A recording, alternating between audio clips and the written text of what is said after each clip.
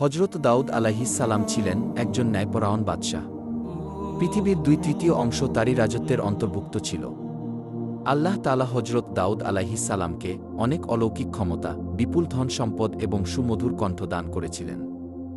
একবার হজরত দাউদ আলাইহিস সালাম সমুদ্রের তীরে বসে আল্লাহর ইবাদাতে মগ্ন ছিলেন। যখন তিনি তার সুমধুর কণ্ঠ দিয়ে জাবুর কিতাব তেলাওয়াত করত, তখন সমুদ্রের মাছ এবং বনের জীবজন্তু, পাহাড় পর্বত এমনকি পাখিরাও সেই স্থানে এসে মনোমুগ্ধ হয়ে জাবুর কিতাব তেলাওয়াত শুনত। হজরত দাউদ আলাইহিস সালামের সুমধুর কণ্ঠের তেলাওয়াতের আওয়াজ 40 মাইল পর্যন্ত পৌঁছাত। সেই যুগে সমুদ্র তীরবর্তী স্থানে একদল বনি ইসরায়েলের লোক বসবাস করত। তাদের পেশা ছিল মাছ ধরা। তারা সমুদ্র থেকে প্রতিদিন মাছ ধরে জীবিকা নির্বাহ করত। একদিন হজরত দাউদ আলাইহিস সালাম তার এবাদতখানায় বসেছিলেন। তখন আল্লাহ রব্বুল আলামিন এক গায়েবী আওয়াজের মাধ্যমে তাকে জানিয়ে দিলেন, হে দাউদ, তুমি তোমার উম্মতকে বলে দিও, তারা যেন শনিবার দিন ব্যবসা বাণিজ্য বন্ধ করে আল্লাহর এবাদত করে এবং মাছ ধরা থেকে বিরত থাকে। কেননা ওই দিন তোমাদের জুমার দিন অর্থাৎ এবাদতের দিন হিসেবে আমি ঘোষণা করেছি। অতঃপর দাউদ আলাইহিস সালাম আল্লাহ রব্বুল আলামিনের কাছ থেকে এই আদেশ পেয়ে বনি ইসরায়েলদের ডেকে বলল, হে বনি ইসরায়েলবাসী, তোমরা শনিবার দিন আল্লাহর এবাদত করবে এবং সমস্ত ব্যবসা বাণিজ্য ও মাছ শিকার থেকে বিরত থাকবে। মহান আল্লাহ রব্বুল আলামিনকে ভয় করো এবং আল্লাহর কথা মেনে চলো, তাহলে তোমাদের কল্যাণ হবে। এই কথা বলে হজরত দাউদ আলাইহিস সালাম সেখান থেকে চলে গেল। দেশের অধিকাংশ মানুষ হজরত দাউদ আলাইহিস সালামের উপদেশ যথাযথভাবে পালন করত, শরীয়তের আইন মেনে চলত এবং দেশের আইনের প্রতি শ্রদ্ধা রাখত। কিন্তু সমুদ্রের তীরবর্তী স্থানের একদল বনি ইসরায়েলের লোক, তারা প্রথম দিকে শরীয়তের আইন মেনে চলত, কিন্তু পরবর্তীকালে বিভিন্ন চালাকি পন্থা অবলম্বন করল। শনিবার দিন আল্লাহর এবাদত করার জন্য সবাই দলে দলে চলে গেল। কিন্তু বনি ইসরায়েলের কিছু সংখ্যক লোক এবাদতখানায় না গিয়ে লুকিয়ে লুকিয়ে সমুদ্রের তীরে গিয়ে হাজির হল। তারা দেখল শনিবার দিন সমুদ্রের তীরে প্রচুর পরিমাণে মাছ এসে আপনা আপনি ডাঙায় উঠে পড়েছে। এটা দেখে তাদের মনে মাছ ধরার লালসা জেগে উঠল। তারা বলতে লাগল, সপ্তাহের আর কোনো দিনই এমন মাছ দেখা যায় না, তাই শনিবার দিন আমাদের মাছ ধরা উচিত, তাহলে সপ্তাহের আর কোনো দিন মাছ ধরার দরকার হবে না। তখন অপর একজন বলল, কিন্তু কিভাবে? তারপর ওই ব্যক্তিটি বলল, সমুদ্রের এই তীরে আমরা বড় বড় কিছু কূপ তৈরি করব এবং সেগুলোতে জাল পেতে রাখব। পরের দিন এসে ওই মাছগুলো ধরে নিয়ে যাব। এই কথা বলার পর তারা বাড়ির দিকে রওনা করল। অতঃপর এই পরিকল্পনা অনুসারে তারা কাজ শুরু করল। আল্লাহর আইন অমান্য করে তারা এভাবেই মাছ ধরতে লাগল। তারা দেখল আল্লাহর পক্ষ থেকে কোনো বিপদ আসেনি, তাই তাদের সাহস আরও বেড়ে গেল। এরপর অনেক দিন এভাবেই মাছ ধরে তারা প্রচুর ধন সম্পদের মালিক হয়ে গেল। অপরদিকে এই বংশের অনেক লোক ছিল, তারা শরীয়তের আইন মেনে চলত, মহান আল্লাহ রব্বুল আলামিনকে ভয় করে চলত। তাই তারা সকলেই একদিন ওই লোকগুলির নিকটে হাজির হল এবং বলল, প্রিয় ভাইয়েরা, আপনারা শনিবারে মাছ ধরা বন্ধ করুন, কেননা আল্লাহ তাআলা এই দিনটিকে এবাদাতের জন্য নির্বাচন করেছেন। এই হুকুম অমান্য করলে আপনাদের বিপদ নেমে আসতে পারে। তখন ওই দলের একজন নেতা তাদেরকে ঠাট্টা বিদ্রূপ করে বলল, শরীয়তের সঙ্গে মাছ ধরার কি সম্পর্ক? এই ধরনের আদেশ কোনো নবীর জামানায় দেখা যায়নি। এই কথায় কোনো যুক্তি নেই, অতএব এই হুকুম আমরা মানতে পারব না। শনিবার দিন আমরা প্রকাশ্যে মাছ ধরব। তবে দাউদ আলাইহিস সালাম যদি এর কোনো কল্যাণকর দিক দেখাতে পারে তবে এটা মেনে নেব। অতএব তোমরা যাও, এই বিষয়ে জিজ্ঞেস করে এসো। অতঃপর কয়েকজন লোক হজরত দাউদ আলাইহিস সালামের নিকটে গিয়ে হাজির হল এবং দাউদ আলাইহিস সালামের সাথে তর্ক বিতর্ক করে বসল। তখন দাউদ আলাইহিস সালাম বলল, আল্লাহ তাআলা তোমাদের লোভ লালসা থেকে দূরে থাকার জন্য মাছ ধরা নিষেধ করেছেন। অতএব শনিবার দিন মাছ ধরা থেকে দূরে থাকা তোমাদের জন্য কল্যাণকর বলে আমি মনে করি। অতঃপর বনি ইসরায়েলের লোকেরা হজরত দাউদ আলাইহিস সালামের কথা শোনার পর তাদের নেতার কাছে এসে ওই সমস্ত কথা খুলে বলল। তখন তাদের নেতা বলল, দাউদ নবীর এই কথা মেনে চলা আমাদের পক্ষে সম্ভব না। অতএব আগামী দিন শনিবার তোমরা মাছ ধরার কাজ চালিয়ে যাবে। তোমরা ভয় পেও না, কিছু হবে না। এর আগেও মাছ শিকার করে আমরা অনেক ধন সম্পদের মালিক হয়েছি। অতএব আমার কথা শুনে চললে তোমাদের সবারই ভবিষ্যতে লাভ হবে। এই কথা শোনা মাত্রই সেখানে থাকা সমস্ত বনি ইসরায়েল আনন্দে আত্মহারা হয়ে পড়ল। অতঃপর পরের দিন শনিবার মৎস্যজীবীদের মধ্যে থেকে মাত্র কয়েকজন আল্লাহর ইবাদত করার জন্য দাউদ আলাইহিস সালামের নিকটে হাজির হল এবং বেশিরভাগ মৎস্যজীবী দাউদ আলাইহিস সালামের কথা অমান্য করে ভোরবেলায় সমুদ্রে মাছ ধরতে চলে গেল। সারাদিন আনন্দ করে মাছ ধরল এবং সেগুলো বিক্রি করে অনেক টাকা উপার্জন করল। রাতের বেলা তারা সবাই নিজের বাড়ি চলে আসলো। পরের দিন ভোরবেলা যখন কয়েকজন লোক এবাদত করার জন্য যাচ্ছিল, তখন তারা দেখল সমস্ত এলাকা একেবারে নিশ্চুপ। এটা দেখে একজন অপরজনকে জিজ্ঞাসা করল, আচ্ছা বলুন তো ভাই, আজকে এত নীরব কেন, কি হয়েছে? আজকে কি তারা মাছ ধরতে যাবে না? তখন অপর ব্যক্তিটি বলল, আমিও তো কিছু বুঝতে পারছি না। অন্যান্য দিন সকল জেলেরা হইচই করে মাছ ধরতে যায়, কিন্তু এত নিস্তব্ধতা কখনোই দেখা যায়নি। চলুন আমরা সেখানে গিয়ে দেখি। এই বলে তারা সবাই পাশের বাড়ির ভিতরে চলে গেল। সেখানে গিয়ে তারা যা দেখল তাদের যেন শ্বাস বন্ধ হয়ে গেল। তারা দেখল একদল বড় বড় বাদর মাটিতে পড়ে গড়াচ্ছে। ওই লোকগুলোকে দেখা মাত্র বাদরগুলো তাদের পায়ের কাছে এসে হাউমাউ করে কাঁদতে শুরু করল। সেই মুহূর্তে কয়েকজন মেয়ে লোক এসে বলল, গতকালকে বারণ করা সত্ত্বেও তারা লোভ লালসায় পড়ে মাছ ধরতে গিয়েছিল। আল্লাহ রব্বুল আলামিন শনিবার দিন মাছ ধরা থেকে বিরত থাকতে বলেছিলেন, কিন্তু তারা শোনেননি। আল্লাহ এবং তার নবীর কথা অমান্য করার ফলে তারা সকলেই বানরে রূপান্তরিত হয়েছে। এখন আপনারা যদি দাউদ আলাইহিস সালামের নিকটে এদের হয়ে ক্ষমা প্রার্থনা করেন, তাহলে হয়তো তারা জীবন ফিরে পাবে। তখন ওই লোকগুলি বলল, সময় থাকতে তারা এই বিষয়গুলো খেয়াল করেনি। আমাদের তো কিছুই করার নেই। তবুও আমরা এই কথা হজরত দাউদ আলাইহিস সালামের নিকটে গিয়ে বলবো, এই বলে তারা সেখান থেকে চলে আসলো। অতঃপর একদল লোক তাদের পক্ষ থেকে হজরত দাউদ আলাইহিস সালামের কাছে হাজির হল এবং ঘটনার বর্ণনা করে বলল, তাদেরকে ক্ষমা করে দিন এবং মানুষের রূপে ফিরিয়ে দিন। তখন দাউদ আলাইহিস সালাম বলল, ক্ষমা করার মালিক আল্লাহ তাআলা, যদি তিনি ক্ষমা করেন তাহলে করতে পারেন। অনেক তাফসীর কারকদের বর্ণনা অনুযায়ী ওই বাদরগুলো মাত্র 3 দিন বেঁচে ছিল। তারপরে ওই জাতি ধ্বংস হয়ে যায়। আর যারা আল্লাহকে ভয় করেছিল এবং হজরত দাউদ আলাইহিস সালামের কথা মেনে চলত, তাদের কিছুই হয়নি। অতঃপর তারা সুখে শান্তিতে বসবাস করতে লাগল।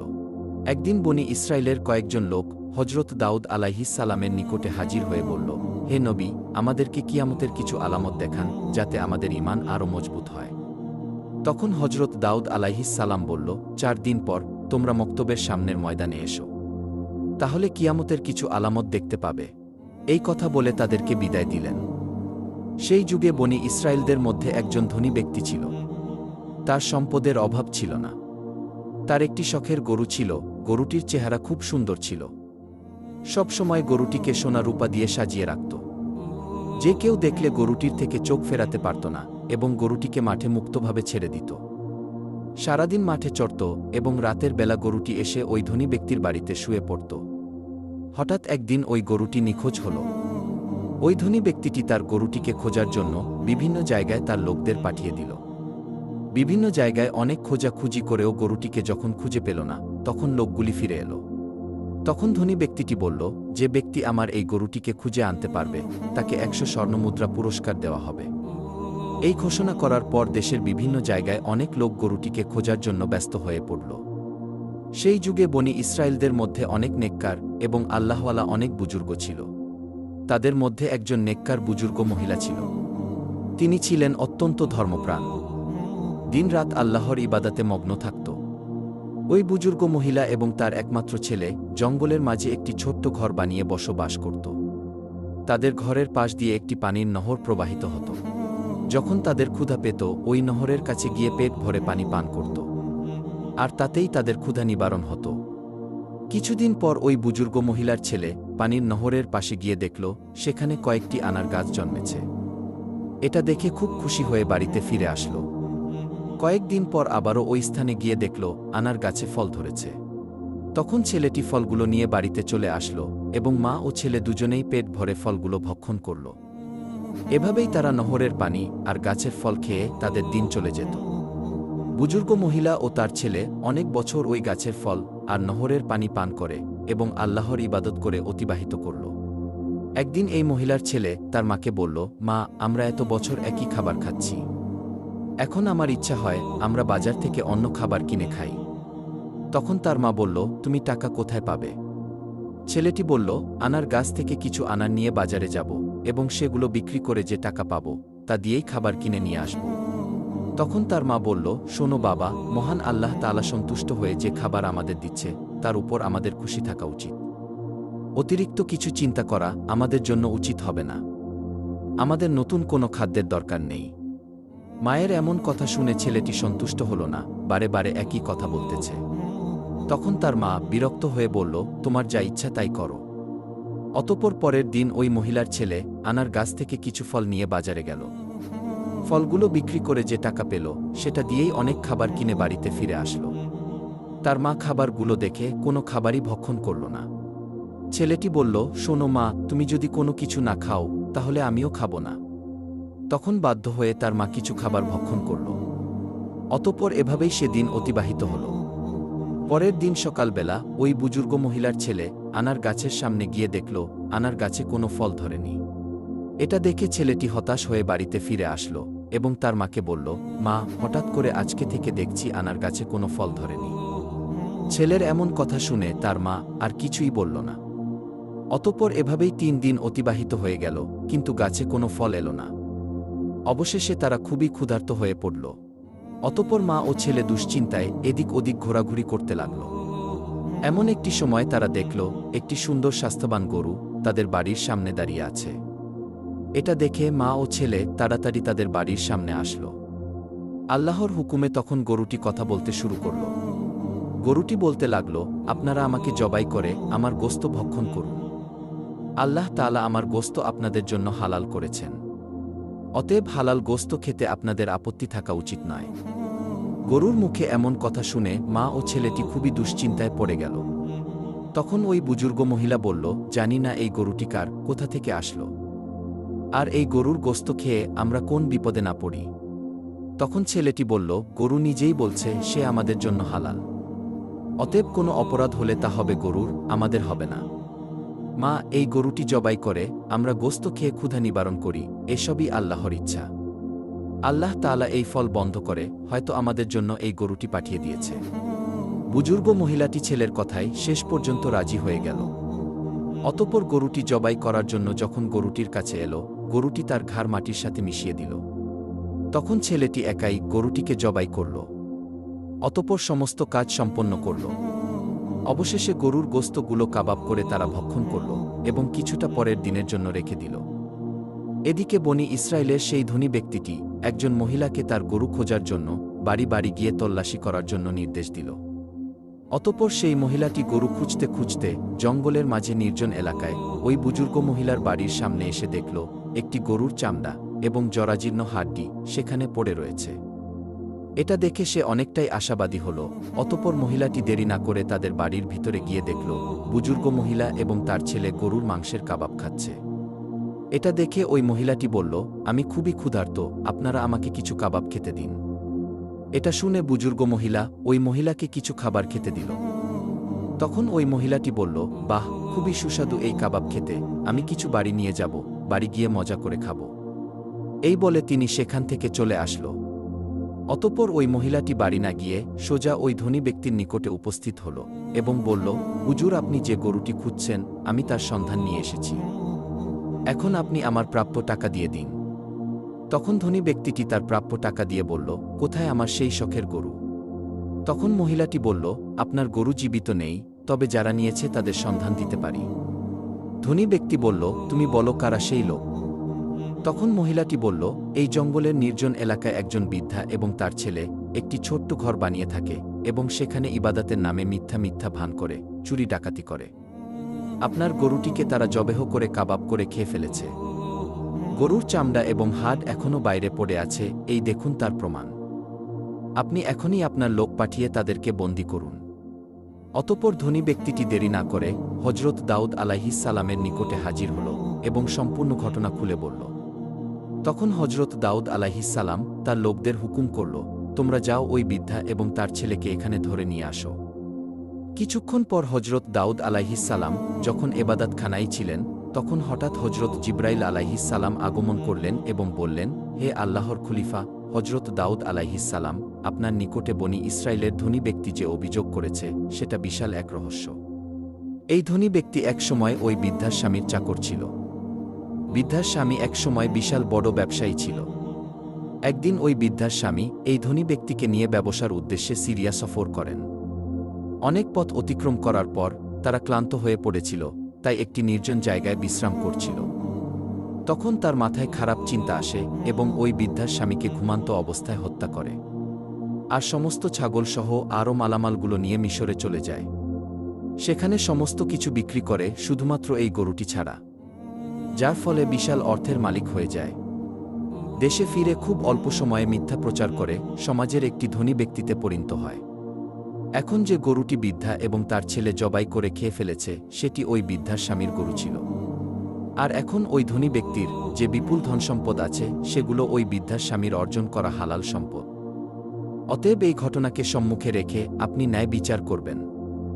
এই কথা বলে হজরত জিব্রাইল আলাইহিসসালাম সেখান থেকে বিদায় নিলেন। কিছুক্ষণ পর হজরত দাউদ আলাইহিসসালামের লোকজন ওই বৃদ্ধা এবং তার ছেলেকে তার দরবারে নিয়ে হাজির হল। তখন হজরত দাউদ আলাইহিসসালাম বললেন, সবাইকে বলে দাও, এই ঘটনার উপযুক্ত বিচার আগামী দিন ময়দানে করব এবং সবাইকে কিয়ামতের আলামত দেখাব। এই কথা শুনে সবাই বিদায় নিল। পরের দিন সবাই একে একে ময়দানে জমায়েত হতে শুরু করল। নির্ধারিত সময় মতো হজরত দাউদ আলাইহিসসালাম প্রথমে তার সুমধুর কণ্ঠে জাবুর কিতাব তেলাওয়াত করলেন। সমস্ত মানুষ তার সুমধুর কণ্ঠে জাবুর কিতাব তেলাওয়াত মনোমুগ্ধ হয়ে শুনল। অবশেষে হজরত দাউদ আলাইহিসসালাম ওই ধনী ব্যক্তি এবং বৃদ্ধা ও তার ছেলেকে সবার সম্মুখে হাজির করল। হজরত দাউদ আলাইহিসসালাম ধনী ব্যক্তিকে বললেন, বৃদ্ধা এই মা ক্ষুধার তাড়নায় আপনার গরু জবাই করে খেয়ে ফেলেছে। এদের অভাব দূরীকরণে আমার তৎপরতা থাকা উচিত ছিল, কিন্তু সঠিক সময়ে আমি এই কাজ করতে ব্যর্থ হয়েছি, যার ফলে এরা আপনার গরুটিকে জবাই করতে বাধ্য হয়েছে। অতএব আপনি এদেরকে ক্ষমা করে দিন। তখন ধনী ব্যক্তি বলল, না, আমি ক্ষমা করব না। কাউকে না জানিয়ে আমার শখের গরু চুরি করে খেয়ে ফেলেছে, আপনি এর ন্যায় বিচার করুন। তখন দাউদ আলাইহিসসালাম বললেন, আচ্ছা ঠিক আছে, তাহলে গরুর ক্ষতিপূরণ সহ প্রাপ্য দাম আমি আপনাকে দিয়ে দিচ্ছি। এখন আপনি তাদেরকে ক্ষমা করে দিন। ধনী ব্যক্তিটি বলল, আমি ক্ষমা করতে আসিনি, সঠিক বিচারের জন্য আপনার কাছে এসেছি। ঠিক এমন সময় হজরত জিব্রাইল আলাইহিসসালাম এক গায়েবী আওয়াজ দিয়ে বললেন, হে দাউদ আলাইহিসসালাম, ওই ধনী ব্যক্তি বহুবার ন্যায় বিচারের কথা বলেছে, অতএব আপনি ন্যায় বিচার করে দিন। অতঃপর হজরত দাউদ আলাইহিসসালাম ওই বৃদ্ধাকে জিজ্ঞাসা করলেন, আপনাদের এই বিষয়ে কিছু বলার আছে? তখন বৃদ্ধা বলল, হুজুর, আমার স্বামী একজন নেককার ব্যবসায়ী ছিলেন। তিনি চিরদিন ব্যবসার অর্ধেক লাভের টাকা গরিব দুঃখীদের দান করতেন। কিন্তু একদিন ব্যবসার উদ্দেশ্যে সিরিয়া যাত্রা করেন, তারপর থেকে আর কখনোই ফিরে আসেনি। আমি তখন আমার একমাত্র ছোট্ট ছেলেকে নিয়ে খুবই চিন্তিত হয়ে পড়ি। আমার সমস্ত ধন সম্পদ দুষ্টু লোকেরা নিয়ে নিয়েছে, ফলে আমাকে অনেক দিন ক্ষুধায় দিন কাটাতে হয়েছে। আমি এই কষ্ট সহ্য করতে না পেরে এক জঙ্গলের মাঝে নির্জন জায়গায় গিয়ে আল্লাহর ইবাদতে মগ্ন হয়ে পড়ি। সেখানে নহরের পানি এবং গাছের ফল খেয়ে অনেক বছর কাটিয়ে দিয়েছি। এভাবে মহান আল্লাহ আমাদের রিজিকের ব্যবস্থা করে দিয়েছিলেন। একদিন আমার ছেলে ওই গাছের ফল খেতে রাজি হল না। বাজারে গিয়ে কিছু নতুন খাবার কিনে আনল। তার পরদিন থেকে ওই গাছে আর ফল ধরছে না। অবশেষে আমি এবং আমার ছেলে ক্ষুধায় কাতর হয়ে পড়েছিলাম। ঠিক তখনই কোথা থেকে যেন একটি গরু আমাদের বাড়ির সামনে এসে আল্লাহর হুকুমে মানুষের মতো কথা বলতে লাগল। সে বলল, আমি তোমাদের জন্য হালাল, অতএব তোমরা ক্ষুধায় কষ্ট পাচ্ছ কেন? আমাকে জবাই করে আমার মাংস খেয়ে ক্ষুধা নিবারণ করো। এই কথা শুনে আমরা গরুটি জবাই করে তার মাংস কাবাব করে খেয়ে ফেলেছি। এখন আপনি যে বিচার করবেন তা আমরা মাথা পেতে নেব। তখন হজরত দাউদ আলাইহিসসালাম তাদের কথা শুনে সবার মাঝে তাদের বিচার শুরু করল। তিনি ওই ধনী ব্যক্তিকে বলল, হে গরুর দাবিদার, আপনি একজন ধনী ব্যক্তি, কিন্তু এই সম্পদের মালিক আপনি না। আপনি এই ধন সম্পদ লুট করেছেন, আপনি এই বৃদ্ধার স্বামীকে হত্যা করে তার ধন সম্পত্তির মালিক হয়েছেন। অতএব এই গরুর প্রকৃত মালিক আপনি নয়, বরং এই বৃদ্ধা এবং তার ছেলে। এমন কথা শুনে ধনী ব্যক্তিটি বলল, হে আল্লাহর নবী হজরত দাউদ আলাইহিসসালাম, আমি এখানে ন্যায় বিচার পেতে এসেছি, কোনো মিথ্যা গল্প কাহিনী শুনতে আসেনি। সুতরাং এই বৃদ্ধা যা বলছে তা সম্পূর্ণ মিথ্যা। তখন দাউদ আলাইহিসসালাম বললেন, আপনি আসলেই মিথ্যুক, আপনার এই ঘটনা আমি জানতাম না, আমাকে হজরত জিব্রাইল আলাইহিসসালাম জানিয়েছেন।